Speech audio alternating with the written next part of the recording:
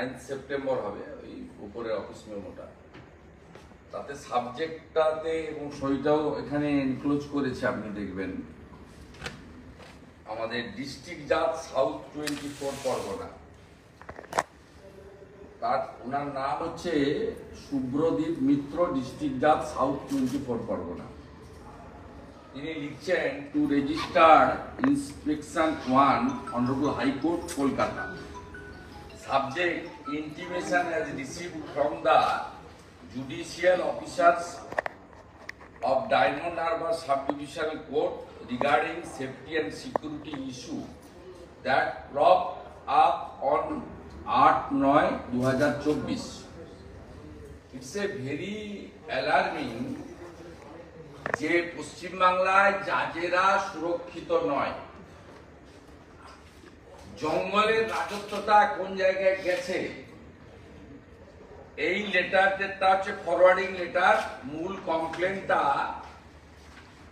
করেছেন অনারেবল 3 জন জাজ, ADG diamond Harbour additional district and session জাজ, ADG FTC 4 diamond Harbour, ACGM diamond Harbour. এরা এই তিনটেই 9 সেপ্টেম্বরে ওনাদের সই। তারা বলছেন একটা প্যারা, আমি কাগজটা আপনাদের দেব, একটা প্যারা শুধু আপনাদের আমি পড়ে দিচ্ছি। কোথায় গেছে পশ্চিমবঙ্গ, ব্যাক হিস্ট্রিটা আপনি জানলে আপনার আশ্চর্য হয়ে যাবেন। আমরা যে ডায়মন্ড হারবারকে জঙ্গলের জায়গা বলি, জঙ্গলের রাজত্ব করেছে, সেখানে তিনটে লোক অ্যাডিশনাল এসপি মিথুন দে, কয়লা ভাইপোর পিএ সুমিত রায়, আরেকটা ডাকাত জাহাঙ্গীর, এই তিনটে লোক মিলে ওখানে যে অবস্থাটা করেছে, এই অবস্থার পরিণতি হচ্ছে, এতদিন তো আমরা বলতাম, এখন জাজরা বলছেন on 8/9/2024 at about 11:30 PM, that means late night, SCGM Diamond Harbour South 24 Pargana got an information from the house guard deployed in the judge's Abason judicial accommodation that one police officer of Koilan Police Headquarters of Diamond Harbour Police District, namely Kumar S. Das, mobile number 9147888057, is sending to person at the said judge's Abason for disconnecting electricity connection of ADG Diamond Harbour and doing harm the judicial officers and the said police officer Kumar S. Das in conspiracy with one police officer of Diamond Harbour PS also instructed the house guard for giving access to the said two person without disclosing their name.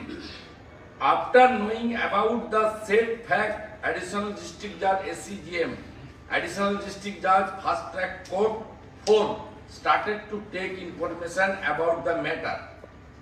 দিয়ে উনি 8টা পয়েন্টের উপরে district জাজকে পাঠিয়েছিলেন। District জাজ রেজিস্ট্রারকে পাঠিয়েছেন। বিষয়টা হলো এই কয়লা ভাইপো এবং মমতার পুলিশ, এরা যা বলবে জাজদের লোয়ার জুডিশিয়ারিকে তাই অর্ডার দিতে হবে। ভারতীয় জনতা পার্টির মহিলা নেত্রী রমা দাস, তাকে ফলস মিথ্যা কেসে গ্রেফতার করা হয়, তাকে রিমান্ড চাওয়া হয় 14 দিনের জন্য। রিমান্ডের যে প্রসিডিওর আছে 164 করা সিডার লিস্ট, সেগুলো মেনটেন হয়নি বলে ল পয়েন্ট অফ ভিউতে জাজ সাহেব জেসি করে দেন। যেহেতু জেসি করেছে, পিসি রিমান্ড দেওয়া হয়নি, সেই জন্য ফলতার জাহাঙ্গীরের গুন্ডারা পুলিশের সাহায্য নিয়ে ভাইপোর পিএর ইনস্ট্রাকশনে, মানে ভাইপোকে ইনস্ট্রাকশন দিতে হয় না, ওর পিএ ইনস্ট্রাকশন দিলে সেই ইনস্ট্রাকশনে পুলিশ, সিভিল সব অ্যাডমিনিস্ট্রেশন ফাংশন করে। তারা রাত্রিবেলা জাজেদের আবাসনে আলো বন্ধ করে কালো পোশাক পরে হলতার গুন্ডাদের ঢুকিয়ে জাহাঙ্গীর শামীমরা কি করে ঢুকিয়ে দেবে? কোন রাজ্যে বসবাস করছি আমরা? কোন দেশে বসবাস করছি? আমি আজকে ইভিনিং এ মাননীয় গভর্নরকে লিখব যে advise and direct to the chief secretary এই কেসকে, এই অভিযোগকে হ্যান্ডওভার করতে সিবিআইকে।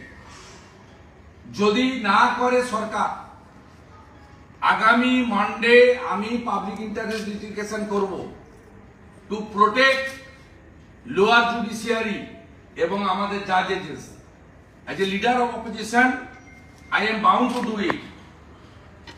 আমি আশা করব কলকাতা হাইকোর্ট, মহামান্য প্রধান বিচারপতি বা তাদের যারা দেখেন, ইন্সপেকশন যারা করেন, সিনিয়র জাজেরা, তারা এটা কগনিজেন্স নেবেন এবং যেহেতু পুলিশের বিরুদ্ধে অ্যালিগেশন, এই কেস সিবিআই কে ট্রান্সফার করবেন। পুলিশের বিরুদ্ধে অ্যালিগেশন থাকলে পুলিশকে দিয়ে ইনভেস্টিগেশন হয় না। ও কি মারাত্মক অভিযোগ! আমি এর কপিটা আপনাদের প্রত্যেককে সার্কুলেট করছি, দিচ্ছি, এবং এটা প্রমাণ করে যে পশ্চিমবাংলায় লোয়ার জুডিশিয়ারি যারা বিভিন্ন মহকুমাতে, জেলাতে আছেন, তাদেরকে কিভাবে প্যানিক করে রাখা হয়েছে। আমরা কলকাতায় এই তাণ্ডব দেখেছি গত কয়েক বছরে। যখন আমাদের বিন্দাল সাহেব অ্যাক্টিং চিফ ছিলেন, নন্দীগ্রামের মামলা দিয়ে দিয়েছিলেন অনারেবল জাজ কৌশিক চন্দ্রকে, তার উপরে হামলা আমরা দেখেছি কোর্টের মধ্যে। আমরা দেখেছি মমতা ব্যানার্জিকে 5 লক্ষ টাকা ফাইন করে ফাইন জমা করাতে, তিনি মামলা ছেড়েও দেন, দেখেছি আমরা দেখেছি কিভাবে অভিজিৎ গাঙ্গুলি, যিনি রিটায়ার করার আগে চাকরি কার্যত ছেড়ে ওনাদের চ্যালেঞ্জ অ্যাকসেপ্ট করে নির্বাচনে লড়ে জিতেছেন, ফেব্রুয়ারিতে রিজাইন দিতে বাধ্য হয়েছে এই ব্যবস্থার জন্য অভিজিৎ গাঙ্গুলির উপর। আমরা সম্মানীয় বিচারপতি অমৃতা সিনহা, তার পরিবারকে কিভাবে